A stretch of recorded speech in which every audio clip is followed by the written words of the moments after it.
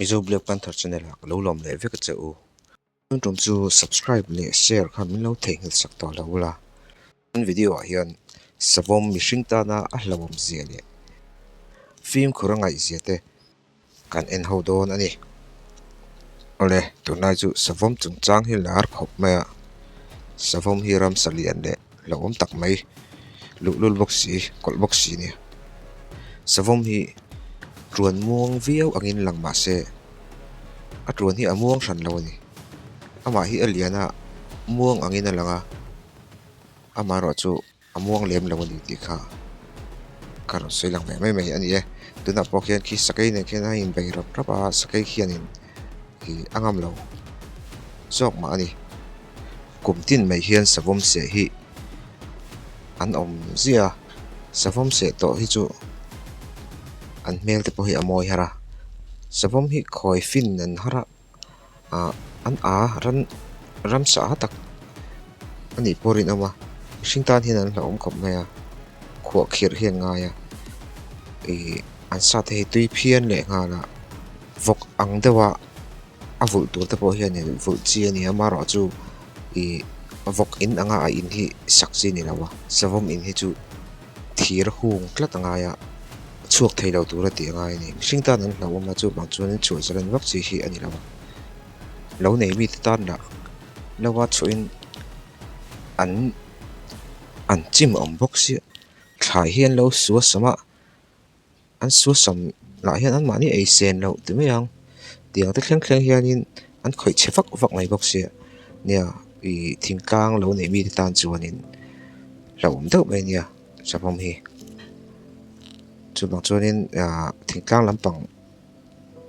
unau te po hianin an ril ru hianin ngei na thin lung hi a in tu ve deuh ni te hian a hriata achan chu ka pui mi tan chuan lawm tur om lawa thingklang mi tan hian a hlawma lo nei mi thingklang lo nei mi tan hianin a hlawm me mani savom hi a se to te vek la hian mel hi lak to lo ti mai ang hian ya arap thak me a so sam to re rang hi chu mihring a beila hian mai hlir hi tum mai box ya achim om ve ni ani taka chuan thingtlang le ram hnoi lama khosachi eizong chi ti mai ang kan unau te tan chuanin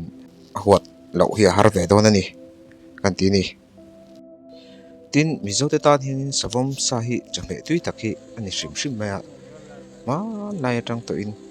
kan virwang le engemaw wang ani lovin kan chame tui tak kha lo ni thin hrim a hlawm via ve ti lo chuanin savom ka chu mi hlo tling tak ani zel ve tho ta ni ram chuak a chuan mo kan virwang lampang kha ni mi lo nia a chan chu mizo chame ni ve top mai namdang chame hi in ngai na tirviau hi kan han tum thin na chu kai mani chame mizo chame hi kan satui ti zong kan satui ti zong ang chi te hi adang chung reng lo ni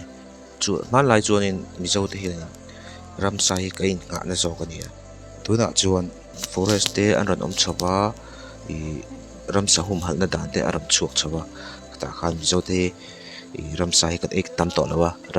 ran sa lampang hi kan ein sa to zo ka savom ka an bual fai hliau pa ama ro chu video an lo capture kher hi apoita ni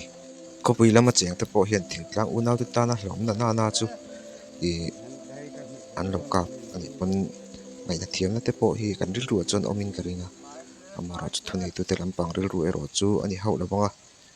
tuna kan en make video viral po hianin men section a savom hi ka poiti lo kha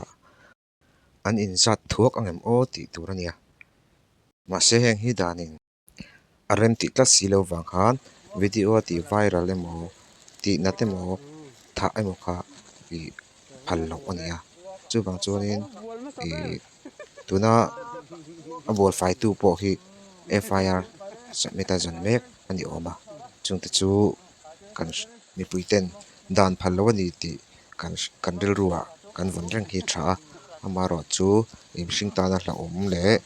nok sak zonga khosa emo mihring ha thok thei lo emo ka ti anga asiam ani ka chuanin sarkara phalna la in I forest ate phalna la khanin engtinemo hi rem ruatna ka an siam mai thin ani ome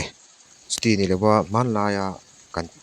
pi le putena an lo ka mai chame ata na lo ka mai ang chi khan tu kan tun lai na chuan a thei to lo khoi khu ai mo khoi venga ai mo saka panom hian kan lom pui viu rol hian forest lamin an lo hrianga an man mai ang ti ero kan hlau pui thin heng hi dan phalo thilani awangin tingtlang lama kan u nau te po an film khor le zual anga ya ram sahum halna konga malatu te benga thlen chuan thil pui jok a thleng thin ani ti kha kan hriat theuh a tha ome ole khati zong kha kan video thlir ho thei chu ni le phot mai sela video le ka in nge donia subscribe le share ka o